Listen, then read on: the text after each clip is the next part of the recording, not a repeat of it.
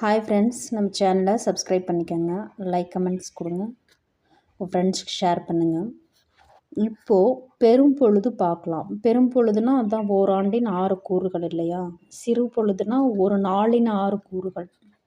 இப்போது பெரும் பொழுது பார்க்கலாம். கார்காலம் ஆவணி புரட்டாசி, குளிர்காலம் ஐப்பசி கார்த்திகை, முன்பனி காலம் மார்கழி தை, பின்பனி காலம் மாசி பங்குனி, இளவேனிற் காலம் சித்திரை வைகாசி, முதுவேனிற் காலம் ஆனி ஆடி. இப்போது சிறு பொழுது பார்க்கலாமா? சிறு பொழுது ஒரு நாளின் 6 கூறுகள்.